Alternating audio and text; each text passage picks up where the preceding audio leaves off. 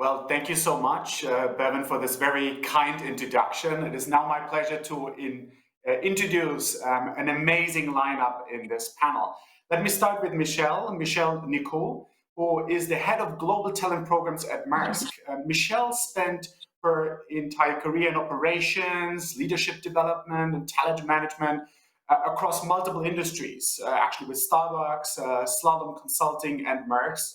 Through it all, her passion has been centered on people, ensuring they have an opportunity to become their best selves through the strategies, programs, and processes she has brought to life.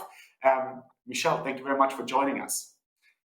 We also have on this call today Julia Teny, who is the CEO of Hive Learning and is actually part of the founding team.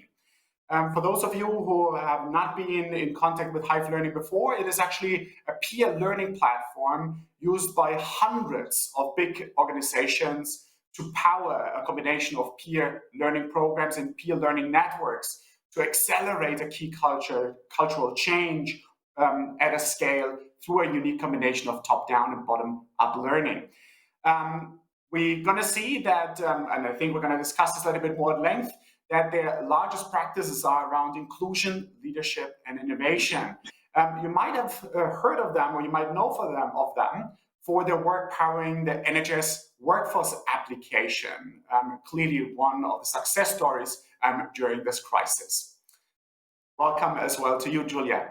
And last but not least, we have on this call Belén Gancedo. Belén is leading Microsoft Education business here in Spain. I'm currently based here in Spain as well, with a deep background in consulting and IT services. As you can imagine, working for Microsoft, she's very passionate about technology and how this can be taken as an opportunity to transform and improve our businesses and obviously as well our lives.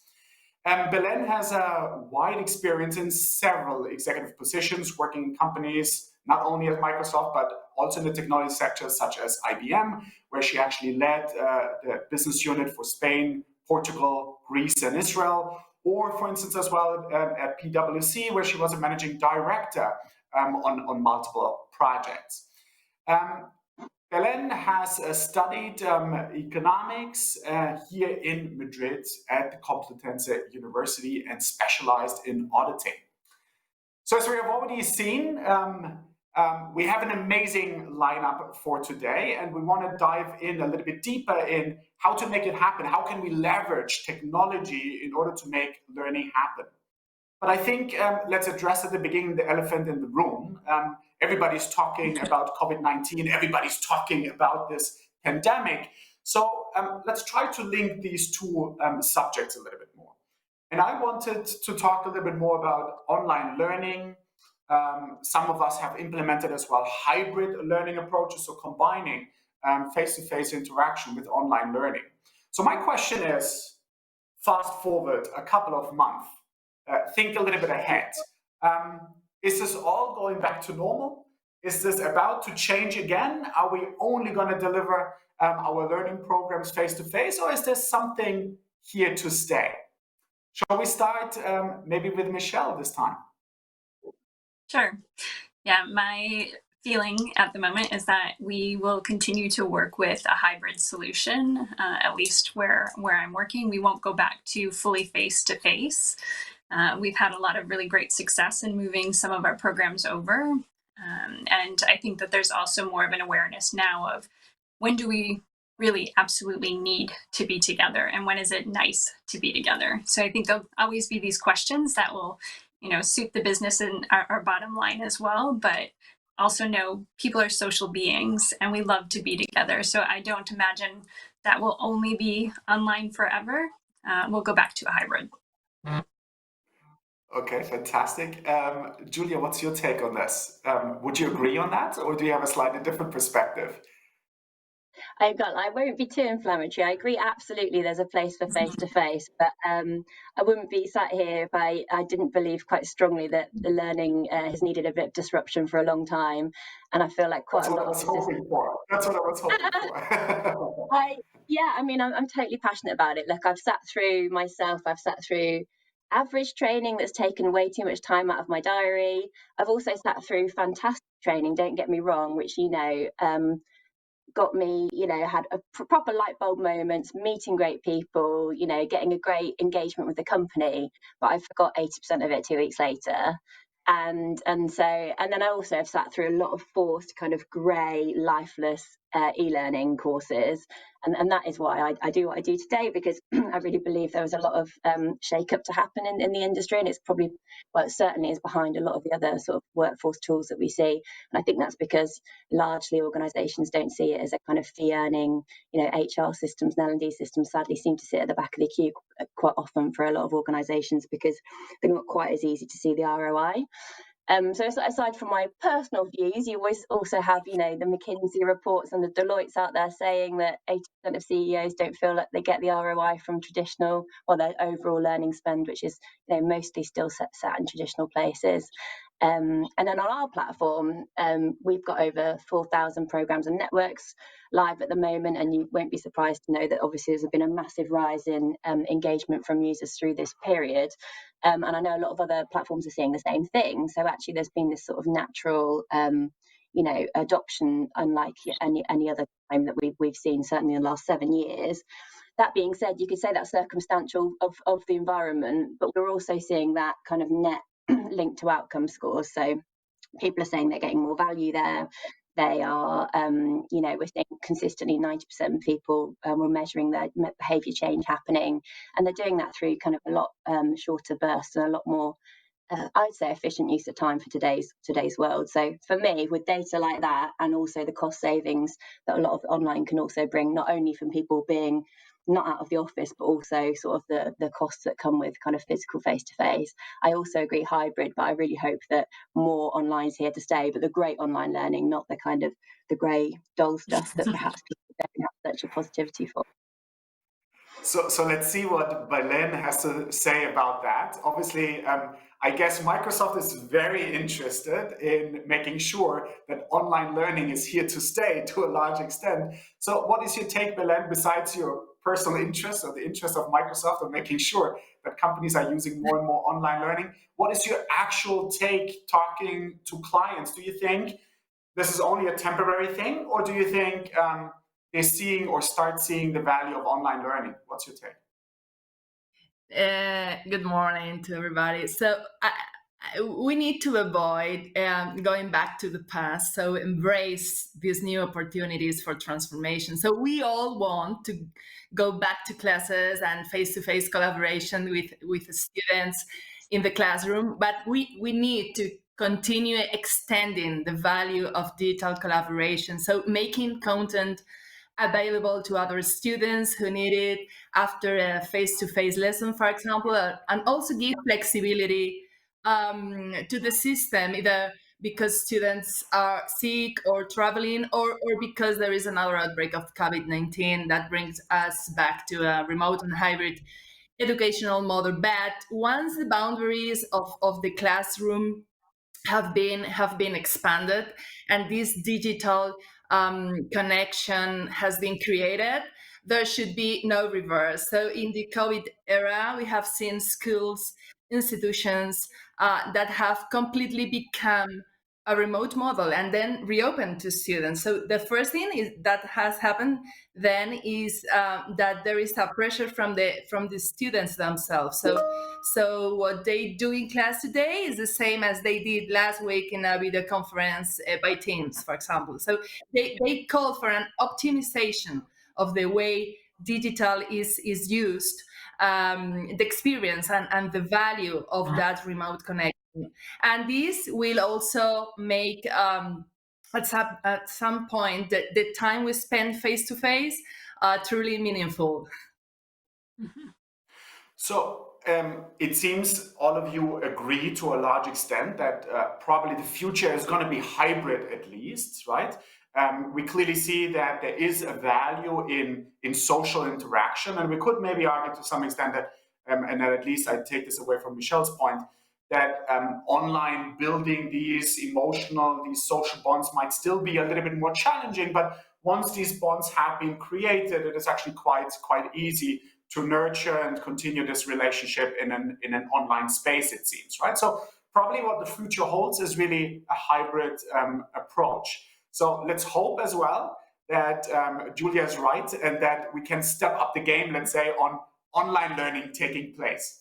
I wanted to stay with something that Julia pointed out as well. You mentioned, well, I think learning is going to be chopped down in smaller chunks. We very often talk about as well micro learning, right? Or related to that as well, just-in-time learning. Why do you think, do we hear about this? Why are we experiencing this kind of trend? And based on your experience, could you maybe share some experience, some best practices of when micro-learning or when this just-in-time learning makes sense and how to make it actually happen? Should we this time maybe start with you, Julia? Is that okay? Yeah, perfect. Yeah, I mean, for me, I think obviously it's not all. The first thing to say is different types of learning formats are the right for different types of outcomes you're trying to get for different types of audience, right? So I think that sort of also being very mindful what you're choosing where. But what we largely see in the micro work. Learning, and actually it is across quite a lot of different things, whether it's leadership, management training, big culture change initiatives, is it just seems much more appropriate for today's world. Before COVID, we would see most of our activity tended to be kind of 10-minute bursts on the commute. And that was awesome. Suddenly getting, lots of people who traditionally had really low net promoter scores on their LMS, really hard to get people there. Suddenly, by doing it in that sort of model and making it really easy for people to find and really easy to take what they need and get high value quickly, it meant that you were getting, people that had never engaged in an LMS coming back 2-3 times a week doing this kind of small bursts. So, as an L&D leader, you surely would much prefer to have someone doing that than trying to force them through something where they're disengaged or you can't get them there at all. So I do think the reason it's come about is because it's much more appropriate and it's much more flexible, that you can fit it into your kind of working life. Everyone knows that the biggest competition is the urgent over the important. So some of the key things for best practice, I think, is just make sure it feels important. So the communication of it's right and it's the value proposition's really clear. The user, I think actually in the last session we just caught the end of there, they were talking about how to get that engagement, and you've totally got to just make sure you're putting yourself in their mind and you're giving people what they need to do their job better, and it's going to make them give them the value. I think the other thing I find quite funny is this idea of like people taking what they had already and just transforming it and say, right, we had this, I've had a professional services, really successful professional services business come to us and go, look, we've got this 20-page PowerPoint that we've been delivering for training for the last 12 years, which was set up by one of our partners. We just paste it into this page and bingo, we've got our online learning sorted. And we talked about micro learning and they said, oh, great, we can just separate up the slides so they can do a slide at a time. Not really what we mean by micro learning. So a couple of key pointers for us would be your user flow. So whatever systems you are using to give people their just-in-time resources, think about people, how they arrive to those systems. So we talk about 3 journeys, which are browse, search, and nudge for us. So people either come and browse, they come and search, or we nudge them back into it, which is actually the most successful. But if people come and browse, how many clicks, how easy is it for them to find the resource they want to, and how quickly can they consume it, and can they choose how quickly they can consume it? So is there a shorter version and a longer version? That's the one thing to look at. Second is naming. I'm amazed by how many training libraries I see where you get module 1 as the name of the resource. Nobody remembers. Like 2 months ago, this you have to make sure it's really clear how you name stuff to find it. And then the last thing for us is key points. So if you are sharing, people, podcasts are very popular for our users at the moment. We're actually doing a lot of sort of TikTok learning style, like videos of, I feel like that's what I'm excited about. Like this sort of new stuff coming through that people are now pushing, going into this space. But if you are going to create some longer assets, just pull out the key points. So when we do podcasts, we'll sort of, say, here are the 5 watermarks of the times to go to look at these particular topic areas, and just make it super easy because they're busy. They want to do it. It's great you've got them there. Give them back something that's value quickly. So let's maybe transition over to Michelle, because you spoke about one of your clients having a misperception or conception about what microlearning might do for them. Michelle, how do you see this? I'm like, have you already used this kind of concept in your function, in your role? Yeah, we definitely have used microlearning before, and even before COVID, it was a part of some of the programs that we lead. Typically, when we're working on a program, we look in the sense of prepare, practice, and perform, and sort of flip the classroom. So we used microlearning and some of those techniques in that prepare stage. And the other thing I would say is it's not just about programmatic. To Julia's point, some of the things that we've done, not just at Maersk, but at my time at Starbucks, was really look at how we use our LMS and what we create and put in that learning library, and ensuring that we do have things that are of different sizes. So depending on where that person is at or what they're needing, they can go in at the right level for themselves.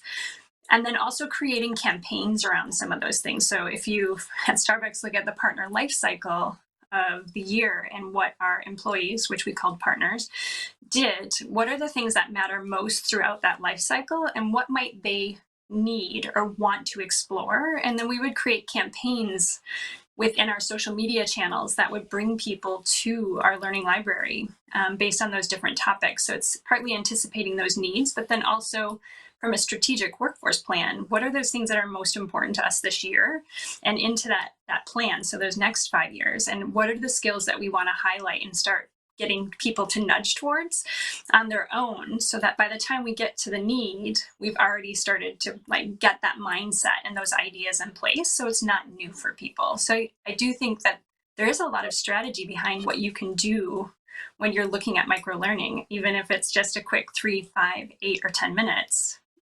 You can really impact the organization in those moments. Michelle, I really love that example, right? Because typically when we think of just-in-time learning, we have this picture in our mind: an employee is facing a challenge, and as Julia pointed out, is then searching for the answer. What I love about your example is that you actually thought ahead, right? I mean, in this particular case, Yeah. what our employees will need at a certain point in time, and let's make sure that it's ready there for them, because it will tackle the problems that they most likely will be facing at that time of the year. Thank you for that. Belen, Microsoft obviously is very known for, let's say, Teams and so forth, and clearly has made significant inroads into video conferencing systems. But what is Microsoft's take on microlearning, just-in-time learning, which is maybe much more unstructured as, let's say, a video conferencing session? Yeah. First to say that I fully agree with both Julia and Michelle approach. So I think microlearning at the end, is kind of compressed training, small detailed learning capsules, allows you to acquire that knowledge very quickly, and almost always with very good results. So last July, for example, Microsoft presented, along with LinkedIn and GitHub, an initiative to improve the digital skills of the population, especially those most affected by the coronavirus at work. So at Microsoft, we have made big investment to help people develop those skills and find work.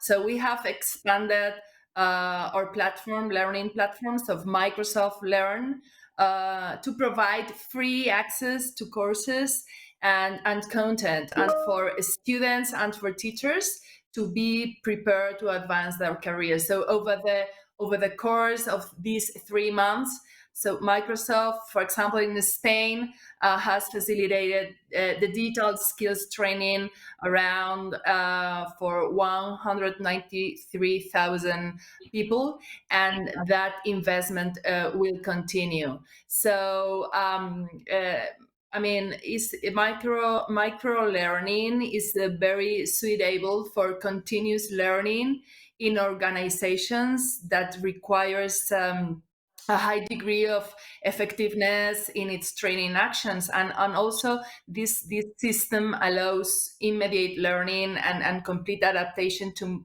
almost any training process, and also you can measure it, the effectiveness, practically, instantaneously. So thank you so much for all your comments. So in summary, really what we see is microlearning is clearly here to stay.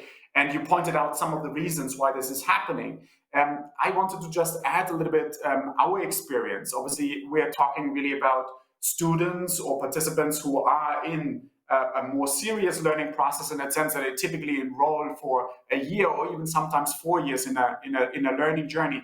But something that we have seen is not only that executives are becoming more busy, and as a consequence, we have to chop it down. But clearly, what we have seen as well is that the attention span is being reducing, especially in the younger generations. And as a consequence, I think knowledge has to be chopped down as well for them to still stay focused and be fully immersed. And then obviously try to change a little bit the approach of how we interact with them, as we mentioned before, using a podcast, using a video, using a little game, and so forth and so forth. So clearly, microlearning is here to stay. We did touch a little bit as well with microlearning around engagement, and clearly engagement is absolutely key. Learner engagement is absolutely key for learning to take place. Have you experienced or have you used in your functions gamification or virtual reality? And if so, what are your takeaways from these, let's say, two technologies in the learning process? Are they successful? And what does it take to make them successful? Shall we this time start maybe with Belen? Okay. So yeah, gamification is key to improving a students' engagement in their learning process. In this sense, we have very close experiences thanks to Minecraft, the best-selling video game in the world, and that at Microsoft we have also developed an educational version of Minecraft. So the student is already familiar with the game, and they can learn maths, chemistry, arts in an absolutely natural and also fun way. There are even competitions between schools or institutions. But what we have also found a growing interest in teaching faculties in universities, so where future educators, so future professors, are already learning how to teach with Minecraft. So back we are again. Thank you so much, Belen, for your summary around gamification and virtual reality. It was so mind-blowing, we had to take a time out, apparently, right? Maybe over to Julia. What is your experience, especially with gamification and maybe as well with virtual reality? Yeah. Thank you, Martin. One thing I'd just say, just before I forget, when you're talking about the younger crowd versus the older crowd for microlearning, I just thought I'd share a piece of data, which is actually it's senior execs that are the most find microlearning most popular on our tool. So just something to keep in mind. So virtual reality, we don't do it, but a lot of our customers use it. And what I love about it as another, it's just this recognition that it's like the right tool for the right job. So I think, we're seeing in the market now a big move, thank goodness, away from having this kind of one system that does everything to this recognition that like different tools, you have a toolbox of things to develop your people, and there's different things that are better for different roles. So we have a particular lot of our kind of logistics customers that use virtual reality really effectively a lot. Train drivers learning to drive a train. I just find it mind-blowing. What a brilliant thing. So I absolutely think it's cool, and it's great that people are recognizing there's different tools for different things. When it comes to gamification for us, so I guess to contextualize a little bit, our platform is not about individual learning journey. So unlike how we were talking about kind of just in time earlier, we're not a kind of LXP, a learning experience platform. We are a platform where people come together to go on a journey together. So it's traditionally around kind of culture, theme, agenda. So whether there's a big enablement strategy through an organization, whether it's innovation, it's digital, it's inclusion, people will come to us to create these communities. And the reason, the secret sauce for doing that is gamification, probably not in its traditional form. So a common misconception, I think, is people think of gamification as kind of getting a badge or a star or points. And I think there's a lot of chat in the market around digital badging and whether it's actually effective or not. I personally think it doesn't motivate me, but and I don't see a lot of it, so we don't do it on our platform too much. But the gamification that we do use really heavily is all the stuff that you see in social media that works. So, and that's not just recognition from likes and those things, which, you know, most platforms now will have a kind of like feature, but it's the fear of missing out. So that for me is the purest form of gamification. Kind of, how do you create this environment where you can see your peers interacting, progressing, you know, developing content to work for their organization and kind of progress forward and getting recognition for it? How you use that as a kind of a recipe for driving massive change. For us, that's one of the most successful things. So, you know, peer notifications, so where you come on the platform and someone adds a comment or, you know, reacts to someone else, that sort of string of conversation and the notification that generates are up to 5 times more successful than a notification that's generated sort of top down. So for us, it's all about the stage management top down, but how do you use the assets in your organization to effectively actually gamify really the people to make sure you're kind of creating this change? So that's where I see gamification as a mega asset. Interesting point, right? I mean, because as you said, I mean, we can think about, let's say, triggers to gamify something, but at the same time as well, obviously pulling the social component in. Michelle, I know you have done really cool stuff in virtual reality, and we actually have as well 2 questions by the audience about, well, how could you apply gamification in virtual reality to corporate learning, and especially around VR. Is it better suited for, let's say, more younger audiences or more for senior audiences? A little bit what we discussed before as well. Michelle, what's your experience with that? Yeah, so virtual reality we've been using for a while. To Julia's point, we have some roles in the organization where safety is key, and to put people in cranes or machinery, trucks, and so forth before they've been trained sometimes can create dangerous situations. So we have been using VR in those situations. Over the last year and a half, we've also started to use it in our onboarding. And part of that is you join an organization like Maersk, there's so many different umbrellas and portfolios and things that people do. There's a curiosity behind, like, what is it like to be in a crane and to operate a crane? Or what is it like to be on a ship? What does it look like to go through inland service depots and warehouses, right? So if you're in a place where you don't have that ability to get on those experiences or into a vessel, we've used VR to allow our staff, regardless of where they sit in the world or what their role is, to experience the life in the shoes of those who have those types of roles. So VR for us is, I think the gateway was safety and training and ensuring that we had that. And now we've opened it up more to how do we help each other experience a day in the life of without being able to be on some of those things. And again, safety's behind some of that as well. We can't just have people on vessels or in a terminal, because there's a lot of dangerous things that could happen if we step out of bounds or so forth and so on. So it's really opened an avenue for us that people wouldn't have had the opportunity to see or feel had they not had virtual reality. No. Thank you so much. So I think it was an excellent example to illustrate how VR can be used in order to create a truly immersive experience, right? Like making it actually as real as possible. And I think it links to the next question I had in my head, and one of the questions asked by the audience. The audience is very much interested about as well leadership training, right? I'm like really aiming, let's say, at the more senior staff in the organization, and what's the place of it and how to make it happen.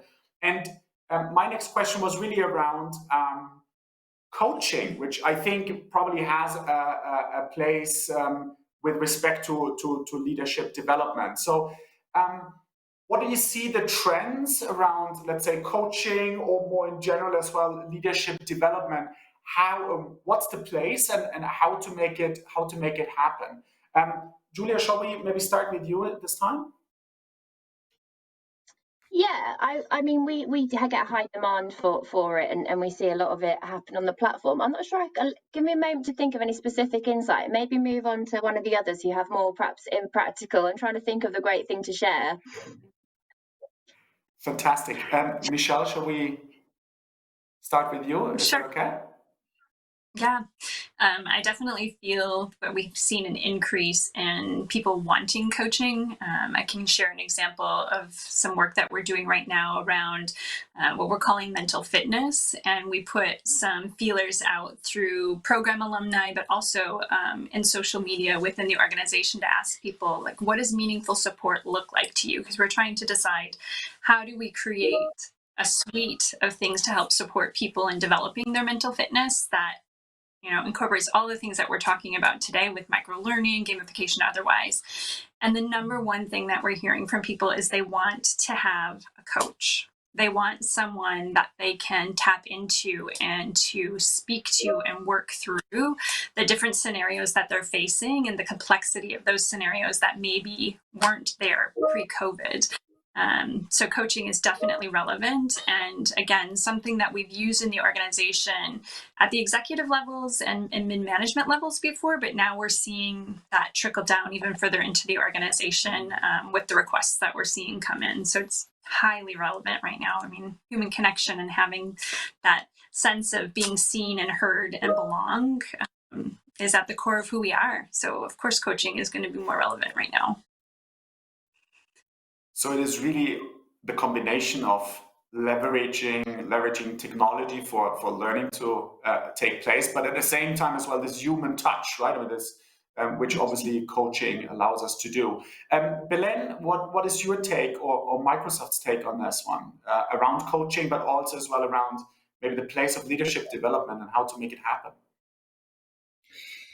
Yeah, so in the business world, so coaching has begun to becoming increasingly important, and this is largely due to its ability to capitalize on human capital and achieve efficient integration of work teams. So employees, for example, who get one-to-one time with their managers are more likely to be engaged as compared to those who don't.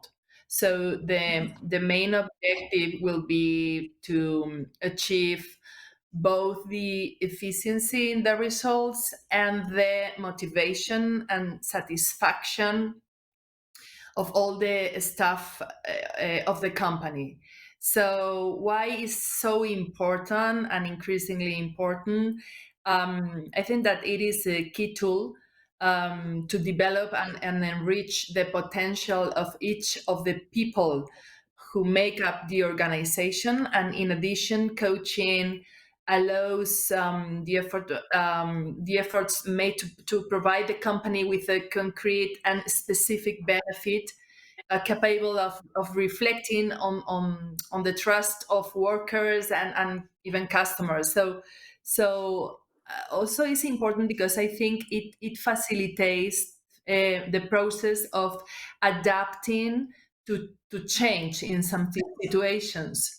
So how can the people adapt to any variant in a simpler and safer way? So I think we use it, by the way, very frequently as a team in Microsoft, and we are all familiar with this one-to-one session with our managers. So I think that that is increasingly important. Yeah. I like that you said that it becomes more important as things are changing. I think we couldn't argue that right now things are changing quite a lot and fundamentally. Julia, anything to add to that? Yeah. Sorry, I was trying to think of a way to answer the question without trying to make it sound like I was just plugging my whole own platform the whole time. So I'm trying to. Which is People okay come as to us a well, lot. don't worry. People come to us a lot with it, and like a lot of the requests we're really data led, so we think about like what is it people are getting out of this, what is it they're trying to get out of it, and how can we make it better, and how can we make it work in today's world. And I think there's sort of three core reasons why people do sort of want a coaching. One, just being support, like, and particularly now when you're alone at home, it's another channel for support. The second is, I think it does create amazing accountability. Particularly when you have kind of, some of the most successful face-to-face programs I see followed up by a coaching measure. And actually the main reason for that is just to keep people accountable to some of their actions. And I do think, it's particularly really powerful, particularly if you've got good rigor around the process of the coaching itself. And the last is sponsorship. I quite often see a lot of the banks we work with, one of the main drivers for a lot of the coaching initiatives is kind of giving people that kind of sponsorship, particularly for less to create more inclusion or different runs of the organisation. And for an organisation, I think it's also really powerful for creating a bit more of a bond and a bit more value to employees. Again, it's quite a free resource. I know there's a lot of cost in sort of training coaches up and people taking their time, but effectively, quite often you can find great people in the organisation to do that, and it creates that kind of stronger bond and an alignment, I think. So there's lots of great things. I mean, like in our platform, effectively peer-to-peer learning creates a lot of that support system and also the accountability. So that's the bits that we focus on, and we see happen digitally, and I do think it's important. So we only have about 4 minutes left. But you did highlight something around the process, right? I mean, you said, we do an intervention and then we use coaching in order to ensure commitment and follow up and so forth, right? I mean, so this talks a little bit about the process. So clearly we talk a lot about the learning journey, and I want to link this with another topic. And we actually started off, so it's actually closing really the loop. Obviously, we hear a lot that moving learning online is not simply taking a lecture or taking the PowerPoint slide and putting that on Zoom or Microsoft Teams or any other platform, right? It requires a complete rethinking of the learning process or the learning journey. That is obviously not that straightforward. So if you would have to give in, let's say, 1 minute, 1 minute and a half, give the audience out there some recommendations about how to make that happen, what would be your tips? Shall we start this time with Belen? Yeah. So schools, institutions should approach an hybrid education model. So a mix of physical interaction, digital collaboration, and a wide range of modalities ranging from a live activity within a virtual course to a teacher recording a masterclass, students viewing that class at their own pace, and then collaborating with their peers digitally, asking questions in a digital format, etc. So it could be a mix of whole classes and small digital groups of students where they come together to perform projects and activities. So what institutions should do with the return to campuses is to continue to develop this multi-hybrid approach. So it is a kind of mixture of the physical and the hybrid learning within class and beyond, with synchronous and asynchronous learning, interactions in small and large groups, and then using digital tools that favor collaboration and feedback. So tools like Microsoft Teams or OneNote or Flipgrid are being used for far beyond digital connection. So team collaboration isn't just limited to the meeting. It extends after meeting. So, for example, with Flipgrid, students are recording videos to reflect on what they are learning and sharing their opinions with other classes. So it is important that institutions are now rigorous, so that transitions back to the remote are then much easier. Thank you, Belen. Julia, what would be your recommendation to the audience out there to making this happen? Yeah, sure. Probably slightly different take on it. I don't think I would just start by assuming hybrid's the answer. I would really encourage people to really think about what the outcomes they're trying to drive and then try and work backwards to test and learn what the right strategies might be. It probably will be hybrid. You might actually find a world where you need all digital or all the other. So if you want to be really inspired, actually have a look at someone called Tracy Waiters on Medium, who is a lady who runs L&D at Sky, big broadcasting in the UK. And I mean, she's really brave and please don't be intimidated, because for every one person I meet like her, there's 10 that have still got a PowerPoint slide they're trying to chuck on a LMS. But she totally stopped all of their function in the business around how they were doing any of their training, and read an agile methodology book about how to go agile, and just started working that way. And obviously it takes the right organization to support a mindset shift like that, but it's really powerful, and some of the learnings about how to really think about the outcomes you're trying to drive and the right methods of doing it. And I think some of the key things in there, yeah, do check it out on Medium. But some of the key things in there is use data, start small, pilot things, test and learn. Don't be afraid to fail. Failing is as good as succeeding. If you're looking at the data and learning from it, it's great to leave something and go, do you know what, this particular type of training just did not work for our business. Let's learn from that and not do it again. So celebrate fails, and don't be afraid to try things, but start small. So pilots, get support from IT, get support from, it's much easier with data to show the story for the ROI, to get the proper support you need from the top and from IT to get these things going.